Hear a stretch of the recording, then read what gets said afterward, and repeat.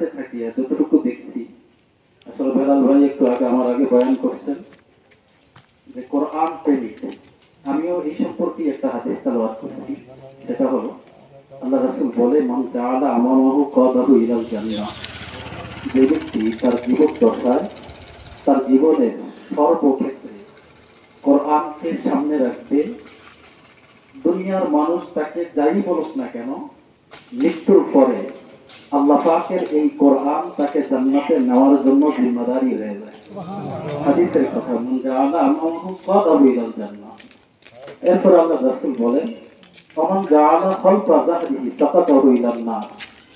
যে ব্যক্তি কোরআনে দিক নির্দেশনা অনুযায়ী চলবে না, তার জীবন মনচাহিত কাটাইবে, কোরআনের সিদ্ধান্ত অনুযায়ী কাটাইবে না, তো সেও মরবে।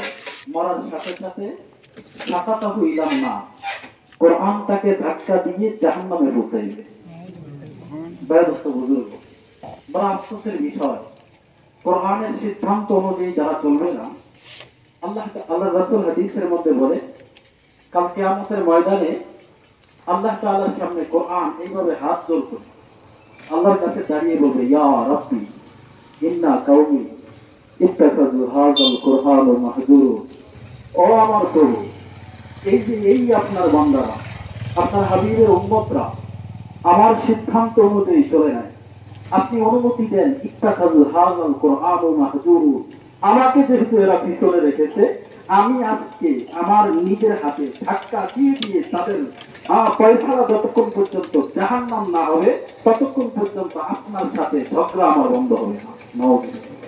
এজন্য ভাইয়ের বুঝুন, সবার হাতে ধরি, পায়ে ধরি, গুনাহ কেন করবো, গুনার কাজ ছাড়বো। আমার জীবন দশায় যতটুকু হায়াত আল্লাহ তাআলা দান করবে, ততটুকু হায়াতে শুধু আল্লাহর সিদ্ধান্ত অনুযায়ী আমি আমার বাকি জীবন গঠন করবো। কি বলেন, পারবো না? আমি যে সময় গুনাহ করি, ওই সময়টাও আল্লাহ তাআলা। যে বস্তু দিয়ে গুনাহ করি, সেই বস্তুটাও আল্লাহ তাআলা। যে চোখ দিয়ে তাকিয়ে গুনাহ করি, সেটাও আল্লাহ তাআলা।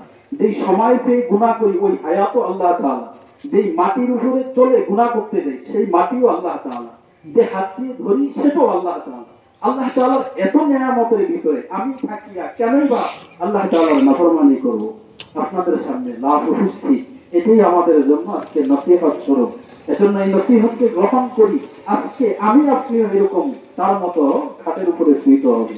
সুতরাং আমার আপনার তার মতো এই বিষয়টাকে আজকে আমার আপনার দিলে মজবুতি লালন পালন করে আগামী জিন্দেগি যদি গঠন করি, মৃত্যুর সার্টিফিকেটের কথা যদি সবসময় আমার কাছে স্মরণ থাকে, আমার আপনার মাধ্যমে কঠিন কালো গুনাহ হবে না। আল্লাহ তাআলা আমাদের সকলকে বাকি জিন্দেগিটাকে কোরআন সুন্নাহর আলোকে গঠন করার তৌফিক দান করে। আমিন।